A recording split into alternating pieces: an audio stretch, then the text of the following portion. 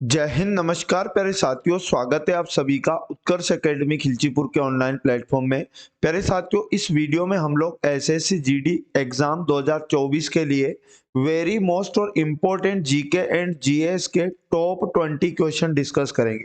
प्यारे साथियों, इस प्रकार के वीडियो का आज हमारा 7वां पार्ट है और ये सभी क्वेश्चन ऐसे क्वेश्चन है जो आपको 100% एग्जाम के अंदर देखने को मिलेंगे, क्योंकि ये क्वेश्चन बार बार एग्जामों के अंदर रिपीट हुए हैं।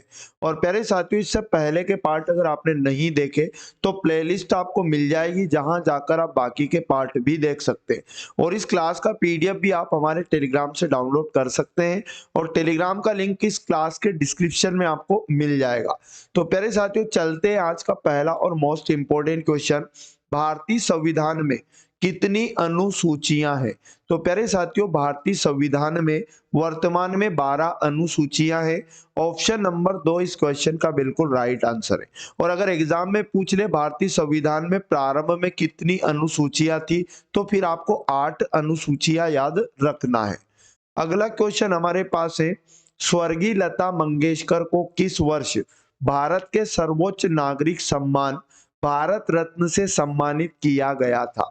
तो प्यारे साथियों, लता मंगेशकर को जो सर्वोच्च सम्मान है भारत रत्न, ये मिला था 2001 में। यानी ऑप्शन नंबर 1 इसका राइट आंसर हो जाएगा। और लता मंगेशकर का उपनाम याद रखना, द नाइटिंगेल ऑफ बॉलीवुड के नाम से इनको जाना जाता है। और इनका निधन आपसे एग्जाम में पूछ सकता है, 6 फरवरी 2022 को इनका निधन हो गया था। नेक्स्ट क्वेश्चन हमारे पास है, नालंदा किस धर्म के लिए सीखने का एक प्राचीन केंद्र था? तो प्यारे साथियों, नालंदा आपको याद रखना बौद्ध धर्म के लिए एक प्राचीन केंद्र था। राइट आंसर आपका ऑप्शन नंबर 4 हो जाएगा। और इसके संस्थापक याद रखना, गुप्त शासक कुमार गुप्त थे। नेक्स्ट क्वेश्चन हमारे पास है, संविधान का कौन सा अनुच्छेद राज्यों में विधान परिषदों के गठन से संबंधित है? तो उस अनुच्छेद का नाम आपको अनुच्छेद 169 याद रखना है। यानी ऑप्शन नंबर 2 इस क्वेश्चन का बिल्कुल राइट आंसर है। प्यारे साथियों, अनुच्छेद 223 जो आपसे एग्जाम में पूछ सकता है, उच्च न्यायालय के मुख्य न्यायाधीश का पद रिक्त होने पर कार्यवाहक मुख्य न्यायाधीश की नियुक्ति से संबंधित है। उसके बाद अनुच्छेद 233 अगर आपसे एग्जाम में पूछ ले तो याद रखना, जिला न्यायाधीशों की नियुक्ति से संबंधित है। अगला क्वेश्चन अगर बात करें प्यारे साथियों, सौर मंडल की खोज किसने की? तो सौर मंडल के खोजकर्ता कोपरनिकस आपको याद रखना है। ऑप्शन नंबर 1 इसका सही जवाब है। और प्यारे साथियों, इन्होंने सौर मंडल की खोज 1543 ईस्वी में की थी। और न्यूटन से आपको याद रखना है, गुरुत्वाकर्षण का नियम और गति के सिद्धांत के प्रतिपादक थे। और वास्को डिगामा याद रखिएगा, इनके द्वारा भारत की खोज की गई थी। नेक्स्ट क्वेश्चन हमारे पास है, भारत में शिव शिव समुद्रम जलप्रपात कहाँ स्थित है? तो शिव समुद्रम जलप्रपात का नाम आपको याद रखना है, कर्नाटक में ये स्थित है। ऑप्शन नंबर 1 इसका सही जवाब है। प्यारे साथियों, ये कावेरी नदी के किनारे पर स्थित एक जलप्रपात है। तो इतनी जानकारी इस क्वेश्चन से आपको याद रखना है। अगला क्वेश्चन है, नागार्जुन सागर बांध कौन सी नदी पर बनाया गया है? तो नागार्जुन सागर बांध आपको याद रखना है, कृष्णा नदी पर बनाया गया है। ऑप्शन नंबर 4 इस क्वेश्चन का राइट आंसर है। इसकी ऊंचाई आपको 124 मीटर याद रखना है। और याद रखना, 1966 में यह बनाया गया था। महानदी पर एक बांध है, हीराकुंड बांध, जिसका नाम आपको याद रखना है। और कावेरी नदी पर आपको याद रखना है, मेट्टूर बांध है। नेक्स्ट क्वेश्चन हमारे पास है, स्क्वैश विश्व कप 2023 का खिताब किसने जीता?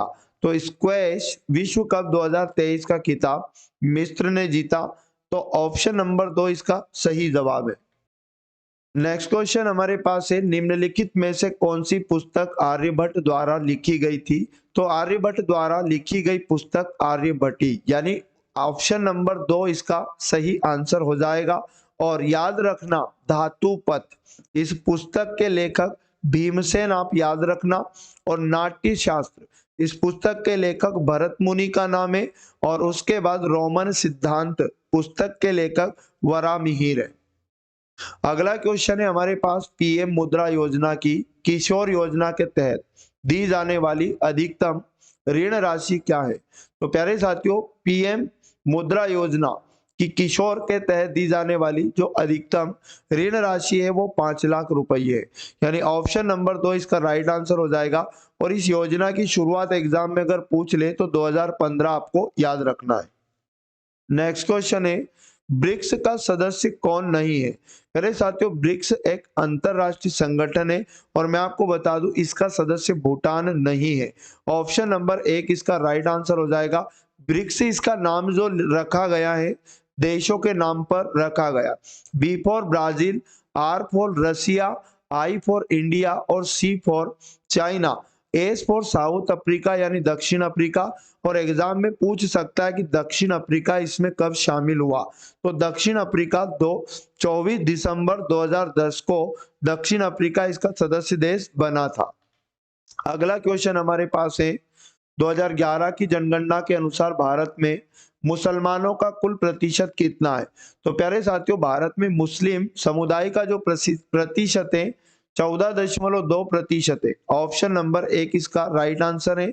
और हिंदू का अगर आपसे पूछ ले तो आपको 79.8% याद रखना। और ईसाई अगर आपसे पूछ ले तो 2.3%। और सिख के आप लोगों को याद रखना 1.7%। और उसके बाद बौद्ध आपको 0.7% याद रखना है। अगला क्वेश्चन हमारे पास है, संविधान में पहली बार संशोधन कब किया गया? तो पहली बार संविधान में संशोधन 1951 में किया गया। ऑप्शन नंबर 2 इसका सही जवाब है। प्यारे साथियों, नेक्स्ट क्वेश्चन है, दीपिका पल्लिकल किस खेल से संबंधित है? तो इसका राइट आंसर आपको याद रखना है, दीपिका पल्लिकल का संबंध स्क्वैश खेल से। ऑप्शन नंबर 1 इसका करेक्ट आंसर है। नेक्स्ट क्वेश्चन हमारे पास है, मालगुडी डेज नामक पुस्तक के लेखक कौन है? तो मालगुडी डेज नामक पुस्तक के लेखक आर.के. नारायण। ऑप्शन नंबर 1 इसका राइट आंसर आपको याद रखना है।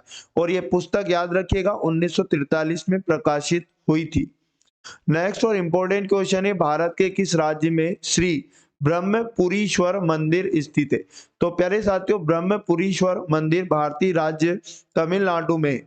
ऑप्शन नंबर 2 इस क्वेश्चन का राइट आंसर हो जाएगा।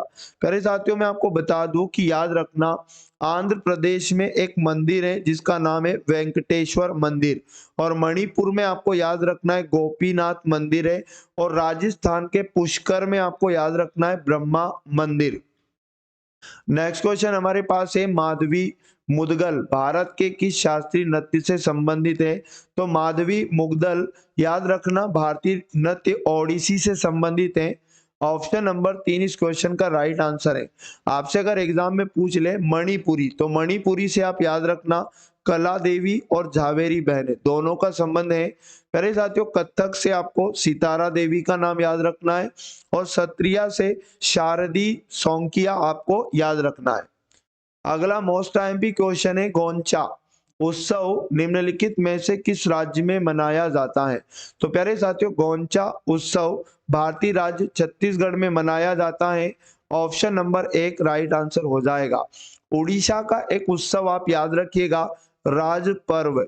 और झारखंड से आपको याद रखना है जनजाति महोत्सव। और कर्नाटक से आप याद रखिएगा हब्बा महोत्सव। प्यारे साथियों, नेक्स्ट क्वेश्चन है, खजुराहो के मंदिर की किस कला का एक शानदार उदाहरण है?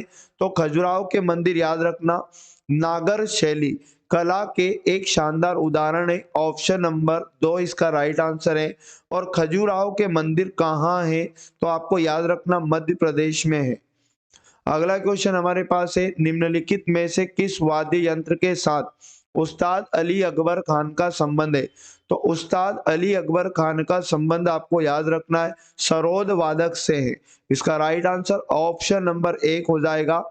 एक और सरोद वादक का नाम आपको याद रखना है जो बहुत फेमस है, अमजद अली खान। तो प्यारे साथियों, ये थे पूरे 20 के 20 क्वेश्चन जो आपको एग्जाम के अंदर डेफिनेटली यहाँ से कोई ना कोई जानकारी जरूर देखने को मिलेगी। तो डेली आप इस क्लास को जरूर वॉच किया करें। और छोटा सा क्लास और पूरा संपूर्ण रिवीजन के साथ हमारा ये सीरीज चल रहा है। तो प्यारे साथियों, मिलेंगे पुनः नेक्स्ट वाले पार्ट में। तब तक पढ़ते रहिएगा। जय हिंद, जय भारत, वंदे मातरम।